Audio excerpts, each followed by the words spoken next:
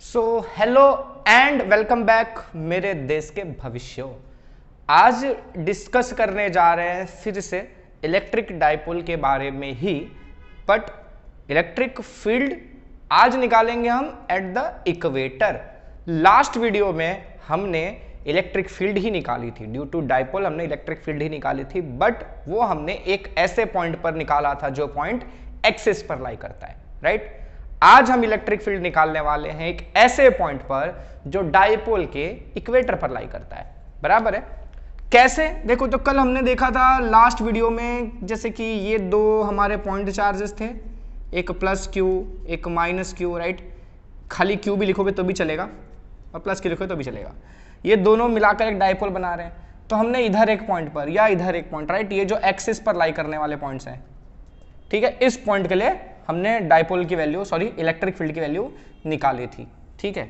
आज हम इक्वेटर पर, इक्वेटर मैंने बताया था लास्ट वीडियो में भी, इक्वेटर क्या होता है, इसके परपेंडिकुलर जो हिस्सा है, ठीक है, इस हिस्से में कहीं पर भी कोई पॉइंट लाई करता है, ठीक है, इनमें से किसी भी जगह पर, ठीक है, कोई भी पॉइंट लाई कर रहा है, इस किसी भी पॉइंट को हम ऐसा कह सकते हैं कि ये सारे पॉइंट्स कहाँ लाई कर रहे हैं, इस डाइपोल के इक्वेटोरियल रीजन में, यानी कि इसके इक्वेटर पर लाई कर रहे हैं, राइट। तो इनमें से किसी पॉइंट पर अगर मुझे इलेक्ट्रिक फील्ड निकालना है, ठीक है, ये जो इक्वेटर है, ठीक है, इस इक्वेटर पे किसी भी पॉइंट पर मुझे अगर इलेक्ट्रिक फील्ड निकालना है, तो उसके लिए क्या फॉर्मूला यूज होगा, वो फॉर्मूला आज डिराइव करेंगे। क्लियर है? तो चलते हैं अपन मुद्दे पर, थोड़ा ढंग से बना लेते हैं अपन डाइपोल को। ये मेरा बड़ा सा प्लस क्यू चार्ज और ये मेरा, अच्छा ये तो ज़्यादा बड़ा हो गया, माइनस क्यू चार्ज, ठीक है। सेम वैल्यू के charges separated by a certain distance, dipole हो गया ये। अच्छा, तो अपन एक एक्सिस ड्रॉ कर ही लेते हैं। हालांकि एक्चुअली में ऐसी कोई लाइन नहीं होती है, हमने लास्ट वीडियो में भी डिस्कस किया था। ये तो बस हम एक्सिस ड्रॉ कर रहे हैं अपने कन्वीनियंस के लिए, राइट। अच्छा, अब एक पॉइंट लेना है हमको, जिस पॉइंट पर हमको इलेक्ट्रिक फील्ड निकालनी है, वो पॉइंट इक्वेटर पर है, राइट। तो यहाँ मैं ले लेता हूँ वो पॉइंट, ये पॉइंट है मेरा P, जिस पॉइंट पर मुझे इलेक्ट्रिक फील्ड निकालना है। क्लियर है? थोड़ा ऊपर ले लेता हूँ तो थोड़ा बड़ा डायग्राम बने, P पॉइंट, क्लियर है, जो कि इसके इक्वेटर पे लाई कर रहा है।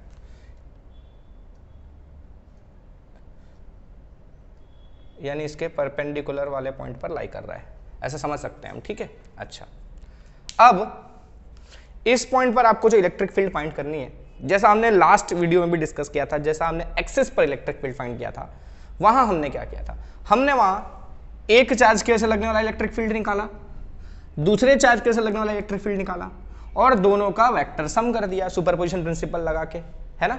तो हमको नेट इलेक्ट्रिक फील्ड मिल गया, राइट। तो सेम आज भी वैसा ही करना है, ठीक है। इस चार्ज की वजह से यहां पर जितना इलेक्ट्रिक फील्ड लग रहा है और इस चार्ज की वजह से यहां पर जितना इलेक्ट्रिक फील्ड लग रहा है, ये दोनों इलेक्ट्रिक फील्ड्स का अपन वेक्टर सम ले लेंगे, ठीक है। तो हमको नेट इलेक्ट्रिक फील्ड उस पॉइंट का मिल जाएगा। क्लियर है? तो पहले इसकी वजह से निकालना है, तो पहले इसका यहां से वहां का डिस्टेंस पता होना चाहिए हमको, है ना। डिस्टेंस पता होना चाहिए कि नहीं होना चाहिए? ये वाला डिस्टेंस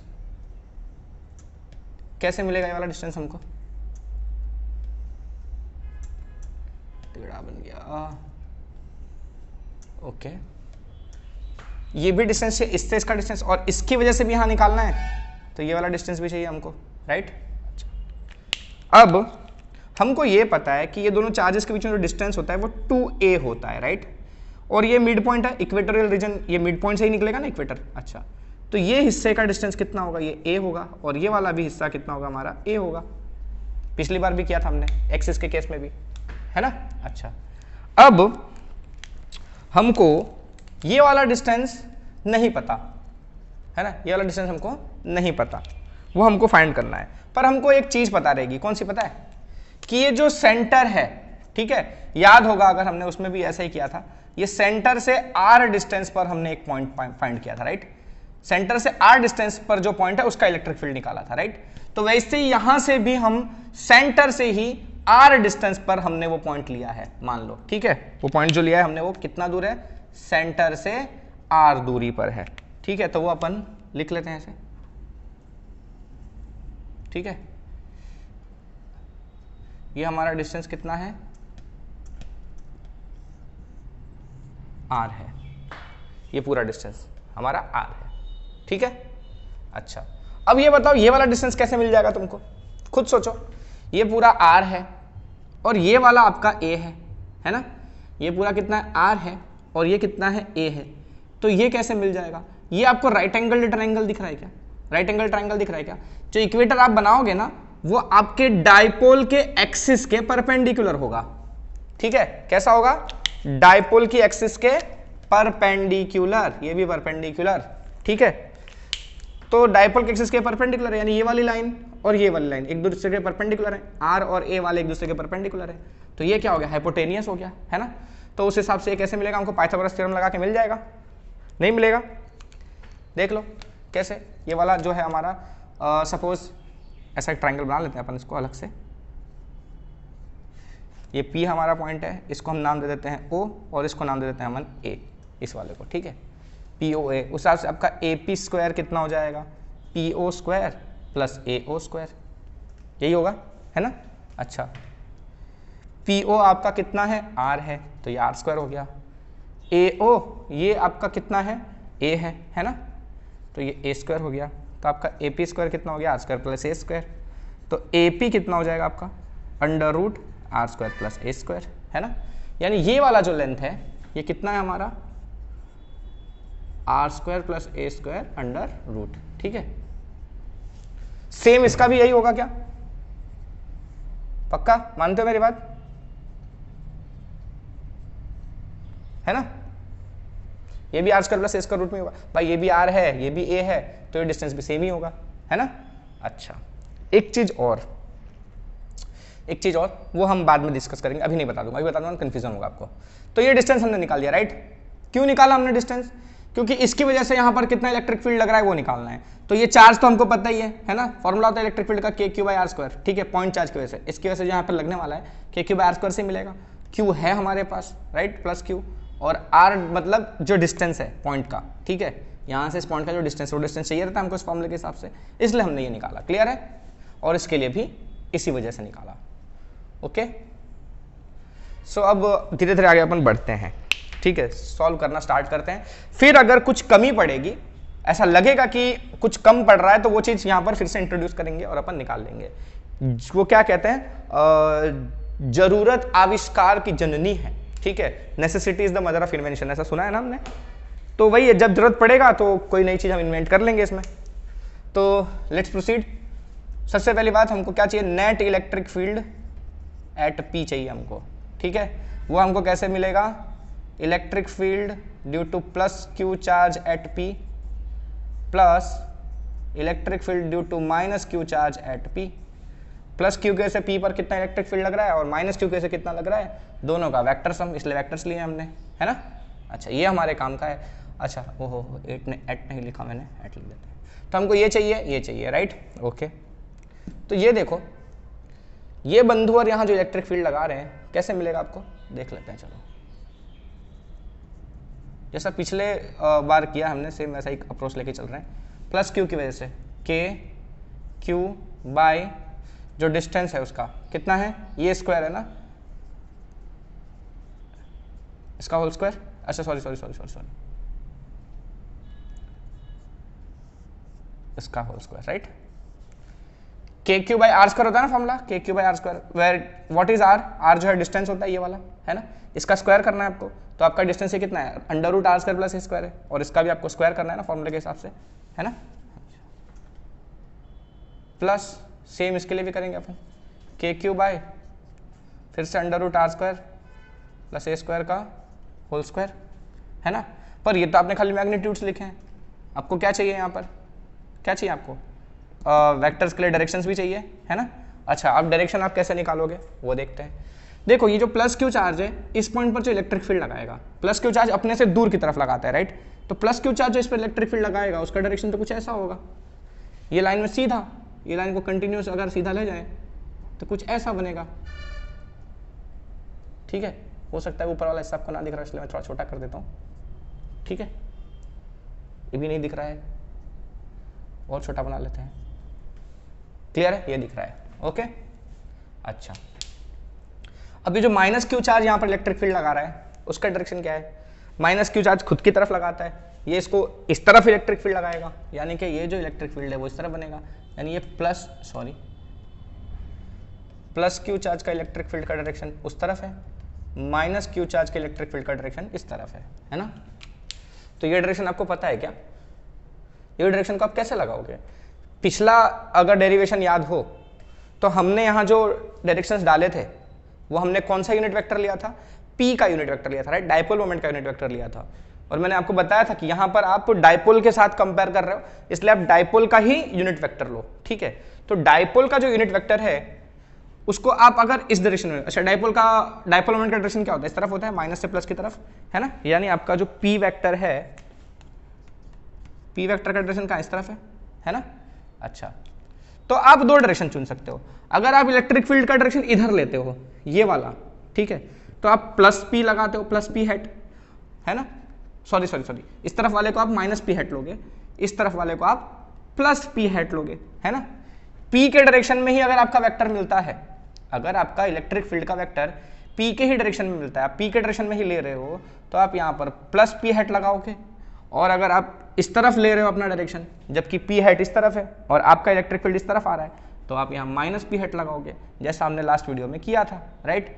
लेकिन यहाँ पर ना तो हमारा इलेक्ट्रिक फील्ड इस तरफ मिल रहा है, ना तो हमारा इलेक्ट्रिक फील्ड इस तरफ मिल रहा है, इलेक्ट्रिक फील्ड कुछ टेढ़ा मिल रहा है, राइट। इसका उधर जा रहा है और इस नेगेटिव केस से इधर आ रहा है, राइट, है ना। पॉजिटिव चार्ज का इलेक्ट्रिक फील्ड इधर जा रहा है, नेगेटिव चार्ज का इलेक्ट्रिक फील्ड इस तरफ आ रहा है।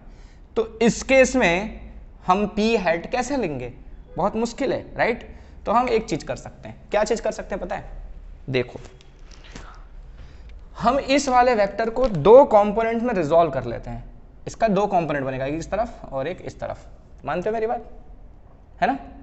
वैसे ये वाला जो वेक्टर है, ये इलेक्ट्रिक फील्ड है माइनस क्यू का, ठीक है, इसका भी दो बनेगा, एक इस तरफ और एक इस तरफ, है ना। समझ आ रहा है? इस वाले को आपने रिजॉल्व किया दो पार्ट्स में, ऊपर, ठीक है, और एक इस तरफ। इसको भी रिजॉल्व किया दो पार्ट्स में, एक इधर नीचे की तरफ और एक ऐसा, राइट। तो ये दो तो सेम डायरेक्शन में हो गए, है ना। अच्छा, रिजॉल्व करते हैं तो अपन उसके वैल्यूज लिखते हैं ना, cos theta, e sin theta, ऐसे लिखेंगे ना। जैसे मेरा ये वेक्टर है, इसको मैंने दो कॉम्पोनेंट्स में रिजॉल्व कर दिया, ये मेरा इलेक्ट्रिक फील्ड है, ठीक है। तो इसके दो कॉम्पोनेंट्स बनेंगे, ये वाला बनेगा e cos थीटा और ये वाला बनेगा e sin थीटा। अगर ये थीटा है, राइट, और अगर यहाँ थीटा है तो ये वाला बनेगा e cos थीटा और ये वाला बन जाएगा e sin थीटा, राइट। इतना तो हमने 11th में वेक्टर पढ़ा था। अच्छा, तो मतलब आपको एंगल चाहिए, इस इलेक्ट्रिक फील्ड का आपको दो कंपोनेंट में रिजॉल्व करना है, तो आपको एंगल चाहिए, राइट। अच्छा, तो वो एंगल अपन कैसे लेंगे? देखो, मैंने कहा था जैसा जैसा हमको जरूरी रहेगा, ठीक है, जिस चीज़ की हमको जरूरत पड़ती जाएगी वो वैल्यूज हम लेते जाएंगे, ठीक है। तो यहाँ पर अब हमको एक एंगल की जरूरत पड़ रही है। तो मान लो कि ये जो एंगल है, ये वाला एंगल है, वो थीटा है। ये कौन सा एंगल है? जो पॉइंट, ठीक है, इस चार्ज से पॉइंट को ज्वाइन करता हुआ हमारा जो वेक्टर है, पोजीशन वेक्टर, वो एक्सिस के साथ जो एंगल बना रहा है वो थीटा है। मैं बोल सकता हूं ऐसा, ये वाली लाइन एक्सिस होती है ना इसकी, है ना, एक्सिस के साथ, ठीक है, इस एक्सिस के साथ कौन बना रहा है थीटा एंगल? ये लाइन जो कि पॉइंट को ज्वाइन कर रही है, किससे? Positive charge plus Q charge से, ठीक है। यानी कि इसके थ्रू यहां का जो पोजीशन वेक्टर है प्लस क्यू के रेस्पेक्ट में पी पॉइंट का जो पोजीशन वेक्टर है, वो पोजीशन वेक्टर आपका डायपोल के एक्सिस के साथ जो एंगल बना रहा है वो आपका थीटा है। क्लियर है? ये मैं क्यों इतना डिटेल बता रहा हूं पता है? मैंने डेरिवेशन करना चालू किया, मैंने कहीं पर भी एजम्पशंस क्या क्या हमने किए हैं वो नहीं लिखा है, राइट, कि consider a dipole lying horizontally, consider a point P at distance r lying at the equator of the dipole, right? वो सब मैंने कुछ भी नहीं लिखा है। क्लियर है? वो सब हम देखो अभी पहली बार अपन ये सब सीखेंगे, ठीक है, करेंगे। जो जो चीजें अपन को यूज में आने वाली हैं, ठीक है, जो चीजें अपन को यूज में आने वाली हो अपन देखते जाएंगे, लेते जाएंगे, फिर पूरा अपना काम हो जाएगा, ठीक है। तब अपने को पता चल जाएगा एक बार, राइट, एक पिक्चर क्लियर हो गई कि हमको किस किस चीज की जरूरत पड़ने वाली है ना। वो सारी चीजें अपन लिख देंगे, ठीक है। आप इसको एग्जाम में भी अप्लाई कर सकते हो, ठीक है। कई बार होता है ना बच्चों को ना भूल जाते हैं कि यार अजम्पशन में क्या क्या लिखना था। छोड़ दो, ऊपर थोड़ी सी जगह छोड़ो, ठीक है, 2 से 3 लाइन की जगह छोड़ दो, उतने में तो आपका जंक्शन हो ही जाएगा, आराम से हो जाएगा। 2-3 लाइन की जगह छोड़ो, यहां से अपना चुपचाप डेरिवेशन करना स्टार्ट करो, सारा डेरिवेशन होता जा रहा है, आपका बीच बीच में जो जो यूज पड़ता जा रहा है वो जंक्शंस में लिखते जाओ, बात खत्म। और अगर आपने अच्छे से बहुत प्रैक्टिस की हुई है, मैं तो यही कहूंगा कि अच्छे से प्रैक्टिस करके रखो, एटलीस्ट डेरिवेशंस ना आपको दिमाग में एकदम बैठे होने चाहिए कि ये वाला डेरिवेशन आएगा तो मुझे क्या क्या लिखना है, ये आपको पहले से प्रैक्टिस रखना रहता है, ठीक है। तो वो पहले ही आप 2-3 लाइन लिख दोगे, फिर अपना जो डेरिवेशन है वो लिख दोगे। लेकिन ये पहली बार कर रहे हैं हम, ठीक है, तो इस बार तो हम पहले डेरिवेशन करेंगे और जो जो चीजें यूज पड़ते जाएंगे उनके बारे में डिस्कस करते जाएंगे। तो हम थे कहाँ थे, एंगल पर, ठीक है। ये जो एंगल है वो क्या है, एक्सिस के बीच में और इस पोजीशन वेक्टर के बीच का एंगल, ठीक है। अच्छा, अब मुझे बताओ ये थीटा एंगल है, ठीक है, ये थीटा है। इसको थोड़ा सा बड़ा पिक्चराइज करके देता हूं मैं आपको, कई बच्चों को ना प्रॉब्लम हो रही होगी, वहाँ छोटा सा है ना, इसलिए दिखने में इश्यू हो रहा होगा।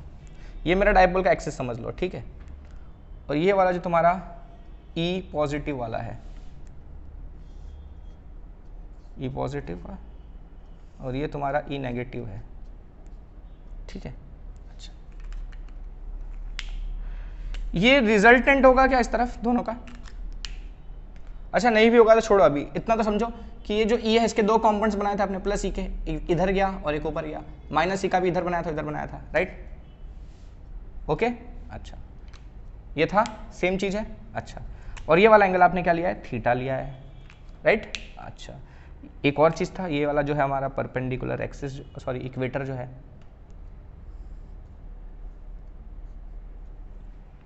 मुझे बताओ ये थीटा है तो ये कितना होगा, ये भी थीटा होगा क्या, बोल सकता हूं मैं, क्यों? ये आपका क्या था, under root R square plus A square था, आपका ये भी under root R square plus A square है, दोनों साइड सेम है अगर ट्राइंगल की, तो दोनों एंगल्स भी इक्वल होते हैं। If opposite sides are equal, opposite angles are equal, ये थीटा है तो ये भी थीटा ही होगा, बराबर है। अच्छा, ये कितना है आपका, ये 90 है, ये भी 90 है, मुझे बताओ ये कितना होगा, ये 90 माइनस थीटा होगा क्या, नहीं होगा, और ये कितना होगा, 90 माइनस थीटा होगा। तो अगर ये 90 माइनस थीटा है तो ये कितना होगा, ये पूरा 90 दिख रहा है, ये पूरा 90 है, ये पूरा ये वाला एंगल, ये पूरा एंगल 90 है, उसमें से इतना 90 माइनस थीटा है तो ये थीटा हो जाएगा, मानते हो मेरी बात? अच्छा, अगर इसमें भी किसी को प्रॉब्लम है तो बताता हूँ, एक और तरीका है, देखो एक और तरीका है मेरे पास, वो इससे ईजी है। देखो ये जो लाइन है ये इस एक्सिस के पैरेलल है क्या, दिख रही है तुमको, ये और ये पैरेलल है। अच्छा, तो ये कुछ ऐसा जेड एंगल बना रहा है क्या, ये थीटा है आपका, देख रहे हो, ये ठीक है, नहीं बन रहा है ना, तो जेड एंगल बन रहा है, तो अल्टरनेट एंगल्स हो गए ये दोनों, है ना, तो ये वाला भी आपका थीटा ही हो जाएगा, समझे, पक्का? अच्छा, अब और एक चीज नोटिस करो, ये तो थीटा मिल गया आपको, ये वाला एंगल आपका कितना होगा, ये वाला एंगल, ये जो E प्लस बना रहा है इसके साथ एंगल, वो कितना होगा, तो वो भी देख लेते हैं। देखो इसको फिर से एक बार विजुअलाइज कर रहा हूं मैं, ये एंगल्स ना डायरेक्टली आप लिख के चला सकते हो, कई बच्चे क्या करते हैं पता है, एंगल कहां से आया कहां से नहीं आया रट लेते हैं, यहां दोनों थीटा थीटा लिखना है इतना सोचकर रट लेते हैं, ठीक है। अभी कई लोग को लग रहा है क्या यार ये थीटा ही समझाने बैठ गए उतनी देर से, तो बच्चों ये एंगल्स आपको पता होने चाहिए, कई बार आप भूल जाओगे तो क्या करोगे। और छोड़ो ये छोड़ो, आपको कभी भी कोई भी चीज ना डिटेल में समझो, कॉन्सेप्ट्स आपके पास क्लियर होने चाहिए कि ये थीटा आया कहां से, ये आपको पता होना चाहिए, ठीक है। यहां भी थीटा क्यों लिखा वो भी देखते हैं, सॉरी ये आपका प्लस ई वाला जा रहा था, राइट, और यहां पर आपने ऐसा कुछ 2 कंपोनेंट्स लिए थे, ठीक है,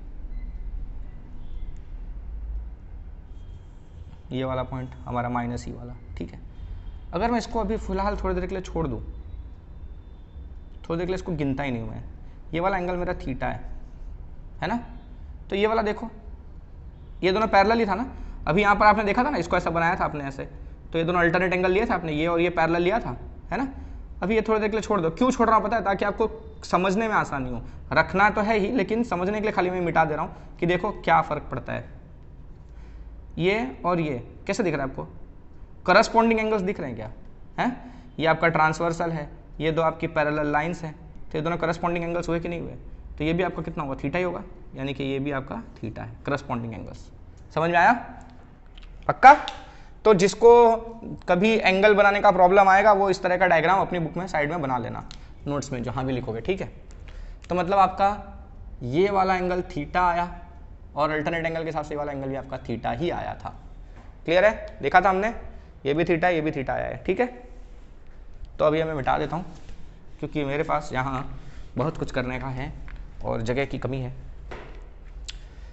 तो इतना समझ में आ गया कि ये थीटा है, ठीक है, ये ई प्लस जो है इसके साथ थीटा एंगल बना रहा है। तो अब इसके जो दो कंपोनेंट्स बनेंगे, थीटा के बगल वाला ये होगा मेरा क्या, ई प्लस का कॉस थीटा, और ये वाला हो जाएगा मेरा क्या, ई प्लस का sine theta, right. Same minus वाले के लिए, ये माइनस क्यू चार्ज की वजह से जो इधर बनेगा, राइट, एक इधर जा रहा है, थीटा ये है ना, तो थीटा के बगल वाला ही तो कॉस होता है, तो यहाँ आएगा ई माइनस कॉस थीटा, और ये वाला जो है वो ई माइनस साइन थीटा। क्लियर है, पक्का, सच्ची। इसका ये कंपोनेंट इस ई का इस तरफ ई कॉस थीटा आएगा और ये वाला ई साइन थीटा आएगा, लेकिन माइनस वाला की वजह से इसलिए मैंने माइनस लगा दिया है। क्लियर है, पक्का। अच्छा अब देखो ये ई साइन थीटा माइनस वाले का और ये ई साइन थीटा प्लस वाले का, देख रहे हो, दोनों एक दूसरे के ऑपोजिट में है ना, है ना। अच्छा, और ई प्लस और ई माइनस, यानी प्लस चार्ज की वजह से जो मैग्नीट्यूड बनेगा, मैग्नीट्यूड तो यही बन रहा है प्लस वाले का भी, और माइनस वाले का भी मैग्नीट्यूड यही बन रहा है, समझ में आ रहा है, K Q by R square plus A square, ये तो रूट कट के R square plus A square ही बचेगा, है ना। तो ये दोनों का मैग्नीट्यूड सेम आ रहा है क्या, यानी मैं बोलूं कि ई प्लस साइन थीटा और ई माइनस साइन थीटा का मैग्नीट्यूड सेम है, पर दोनों ऑपोजिट डायरेक्शन में है ना, दोनों का मैग्नीट्यूड सेम है और दोनों ऑपोजिट डायरेक्शन में, और जब मैग्नीट्यूड सेम हो और ऑपोजिट डायरेक्शन में हो तो वो कैंसिल आउट हो जाते हैं, यानी नेट वैल्यू क्या हो जाएगी, जीरो हो जाएगी, यानी ई साइन थीटा और E minus sine theta cancel out हो जाएंगे, ठीक है। E plus sine theta and E minus sine theta will get cancelled, right, यही होगा ना, पक्का। अभी लिखना नहीं, अभी मैं सिर्फ ऐसे लिख रहा हूँ, ये स्टेप इसके पहले लिखना चाहिए था, ठीक है। तो ये दोनों कैंसिल आउट हो जाएंगे, बचेंगे क्या, खाली आपके ये वाले कंपोनेंट्स, राइट, है ना, दोनों सेम डायरेक्शन में, तो ये दोनों तो ऐड अप हो जाएंगे आपके, है ना। अब देखो ई प्लस कॉस थीटा आपका किस डायरेक्शन में आ रहा है, पी के डायरेक्शन में है कि पी के अपोजिट डायरेक्शन में है, पी के अपोजिट डायरेक्शन में है, यानी इसके साथ आपका माइनस पी हैट लग जाएगा, ठीक है। वैसे ही इस वाले को देखो, ई माइनस कॉस थीटा, वो भी आपका इसी डायरेक्शन में है ना, उसके साथ भी minus P hat unit vector लग जाएगा। यानी जिस चीज के लिए हमने इतनी मेहनत की थी, किस लिए इतनी मेहनत की थी हमने, ताकि हम इसका डायरेक्शन निकाल सके, यहाँ पर हमको क्या डायरेक्शन डालना है वो निकालने के लिए हमने ये सब झोलझाल किया था, समझ में आया, ठीक है। तो अपन इसको सिस्टमेटिकली लिख लेते हैं।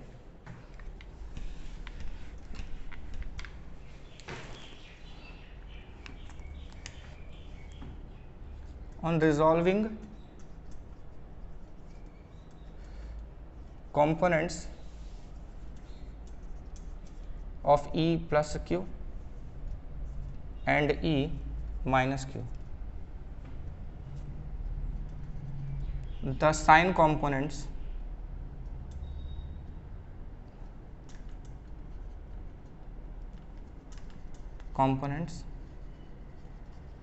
with साइन गेट कैंसल्ड, यानी उनके साइन कंपोनेंट्स कैंसल हो गए। Therefore E plus net at P, E net क्या है यार, ये कितना होगा हमारा, plus Q at P, right. तो वो तो उड़ गया ना साइन वाला, खाली यही बचा ना अपना ई प्लस कॉस थीटा वाला बचा, ई प्लस कॉस थीटा, ठीक है। और आप उसके बाद क्या लगाओगे वेक्टर, इस तरफ minus P hat, right, minus P hat plus E minus cos theta वाले का भी माइनस पी हैट। समझ में आ रहा है क्या कर रहा हूं मैं, ये जो आपने क्या लिखा था, E plus Q at P, plus Q के से पी पर जो इलेक्ट्रिक फील्ड लग रहा है, माइनस क्यू के से जो इलेक्ट्रिक फील्ड लग रहा है पी पर, राइट। तो वो इलेक्ट्रिक फील्ड्स कुछ ऐसे ऐसे थे क्रॉस क्रॉस में, हमने उनके दो कंपोनेंट्स बना लिए, इसके भी दो कंपोनेंट्स बनाए, इस वाले के भी दो कंपोनेंट्स बनाए। तो इनके जो दो कंपोनेंट्स थे, वो जो कॉस वाले कंपोनेंट्स हैं वो दोनों सेम डायरेक्शन में आ रहे हैं, वो दोनों ऐड अप होंगे, राइट। और जो साइन वाले कंपोनेंट्स थे दोनों के, वो दोनों कैंसिल आउट हो गए। जब दोनों कैंसिल आउट हो जाने वाले, उनको गिनना ही नहीं है, उड़ा दो, भगा दो उनको यहाँ से। कौन बचा, खाली प्लस वाले बचे कंपोनेंट्स, कॉस वाले खाली, ठीक है, प्लस कॉस वाला और माइनस कॉस वाला, दोनों यही बचे हुए हैं, राइट। अब हमारे यही दोनों फील्ड हैं यहाँ पर, राइट, साइन वाले तो है ही नहीं, यानी कि अब नेट फील्ड हमारा किसके से मिल जाएगा, सिर्फ इन दोनों की वजह से मिलेगा, राइट। तो इसलिए मैंने क्या लिख दिया, ई कॉस थीटा और ई माइनस कॉस थीटा, दोनों वाला लिख दिया मैंने, ठीक है। अच्छा, अब उसमें भी मैंने यूनिट वेक्टर भी लगा दिया है ना, क्योंकि आपका ई कॉस थीटा इस तरह, ई प्लस कॉस थीटा इस तरफ है, और आपका पी वेक्टर जो है डाइपोल मोमेंट वेक्टर इस तरफ होता है, माइनस क्यू से प्लस क्यू की तरफ। तो ये और दोनों अपोजिट डायरेक्शन में है, इसलिए यहाँ माइनस पी हेट लगा दिया मैंने, राइट। और माइनस कॉस थीटा, ई माइनस कॉस थीटा का भी डायरेक्शन कहाँ है, इसी तरफ है, तो उसके लिए भी मैंने माइनस पी हेट लगा दिया। अब मुझे बताओ क्या ये वेक्टर फॉर्म में है कि नहीं है, ये आपका मैग्नीट्यूड और ये आपका वेक्टर है ना, डायरेक्शन आ गया, मैग्नीट्यूड और डायरेक्शन मिलके वेक्टर बन गया, मैग्नीट्यूड और डायरेक्शन मिलके वेक्टर बन गया, यानी कि अभी आपका सही फॉर्म में है, राइट। तो इसको अपन और फर्दर लिख दें, कितना आएगा, minus E plus cos theta P hate, ऐसा लिख दूं मैं। इसको भी लिख देता हूँ, माइनस ई कॉस थीटा पी हेट, चलेगा ना, माइनस कॉमन ले लिया उसमें से बाहर। और ये ई प्लस माइनस तो खाली मैंने अलग अलग दिखाने के लिए किया, राइट, ये प्लस माइनस कुछ नहीं है, ठीक है, ये तो खाली प्लस का इलेक्ट्रिक फील्ड माइनस का इलेक्ट्रिक फील्ड दिखाने के लिए प्लस माइनस लगाया हुआ है, ठीक है। और आप चाहो तो प्लस क्यू माइनस क्यू लगा दो सब जगह, ताकि आपको कन्फ्यूजन ना हो, ठीक है। हर जगह तो हम वही करके चल रहे थे ना, तो यहाँ भी प्लस क्यू और माइनस क्यू लेके चलो, चलेगा, कोई तकलीफ किसी को।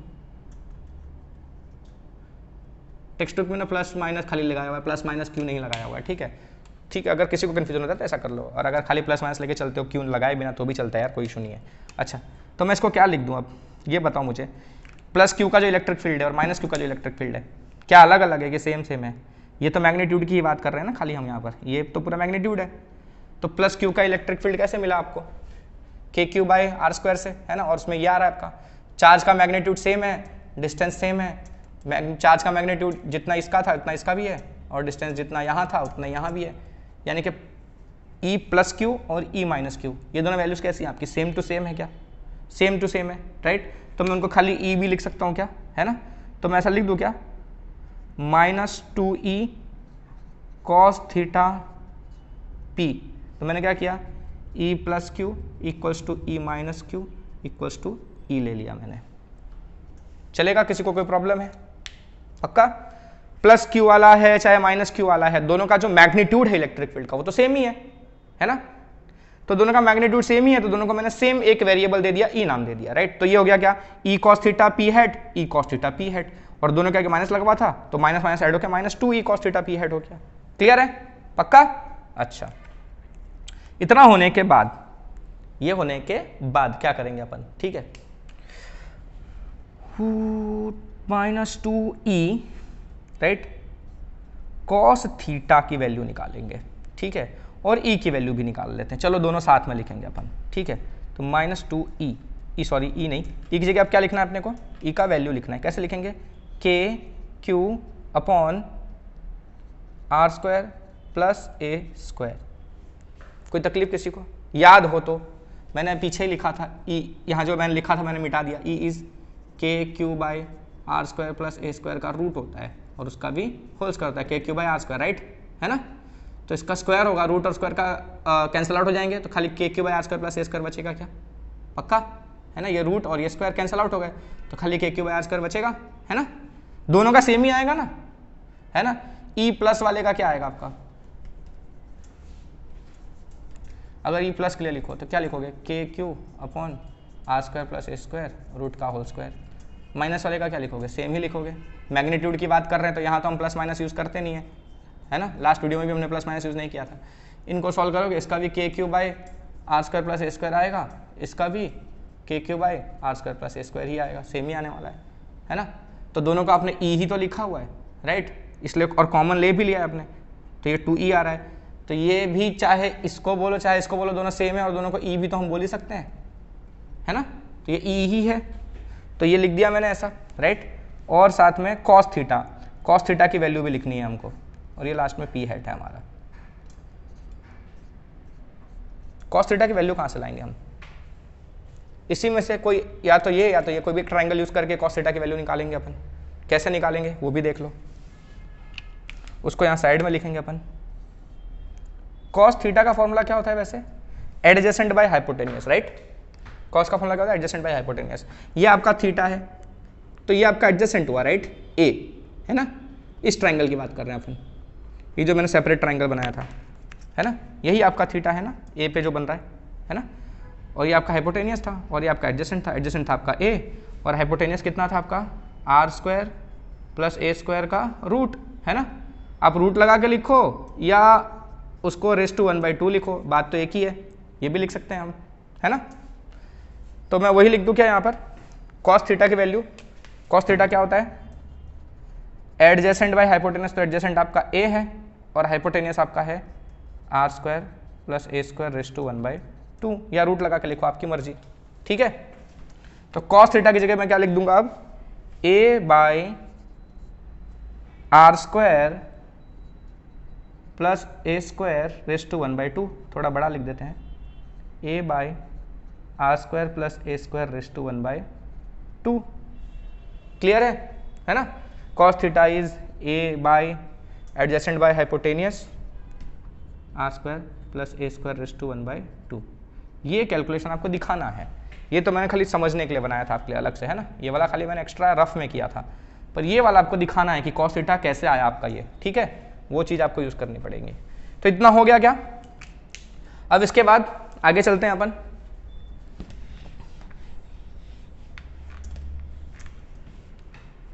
उसके बाद के कुछ स्टेप्स यहां लिखेंगे अपन।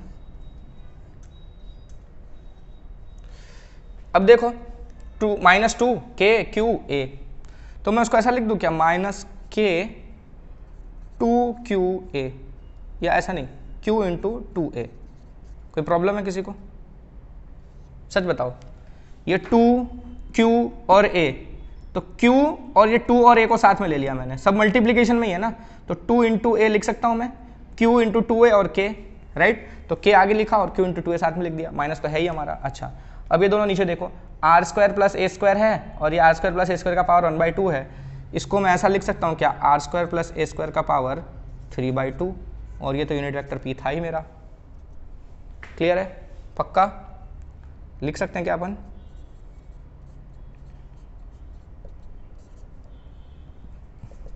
नहीं लिख सकते, देखो R square plus A square है, इसका पावर कितना है, 1 है, और उसके साथ R square plus A square है, उसका पावर 1/2 है, दोनों मल्टीप्लिकेशन में तो पावर्स ऐड हो जाती हैं, तो 1 + 1/2 ऐड करोगे तो 3/2 होता है, तो इनको सॉल्व करेंगे अपन, R square plus A square raise to 3/2 लिख सकते हैं, राइट। अच्छा, अब ये q इंटू 2a क्या होता है आपका, p होता है क्या, है ना, तो -k p upon R square plus A square raise to 3/2 unit vector p आ गया आपका ये। तो ये आपका मेन फॉर्मूला है, ठीक है, ये हर केस के लिए है, चाहे आपको पास के पॉइंट पर इलेक्ट्रिक फील्ड निकालना है, चाहे दूर के पॉइंट पर इलेक्ट्रिक फील्ड निकालना है, ठीक है, ये जनरल फॉर्मूला है। याद हो कल भी हमने जो डेरिवेशन किया था लास्ट वीडियो, ठीक है, उसमें भी जो हमने डेरिवेशन किया था उसमें एक ऐसा जनरल फॉर्मूला आया था, बाद में हमने उसके अंदर थोड़ा एडजस्टमेंट किया था कि अगर आर ए से बहुत बड़ा है ना, अगर आर ए से बहुत बड़ा है तो ए को निग्लेक्ट कर सकते हैं, जैसा याद हो तो, ठीक है। तो वैसा ही आज भी करेंगे फिर से अपन।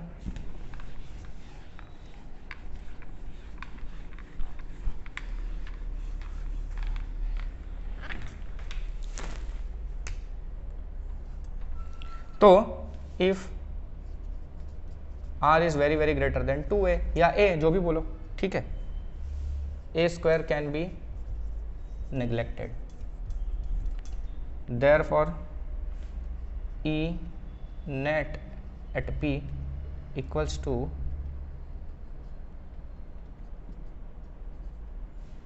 कितना आएगा, -k p बाय ये आर ए स्क्वायर को उड़ाई दिया अपन ने, निगलेक्ट ही कर दिया है, तो आर स्क्वायर रेज़ टू 3/2 और ये p हैट बना अपना। अच्छा, फिर ये 2 और 2 कट जाएगा तो बचेगा क्या, -kp by R square, sorry R cube, p hat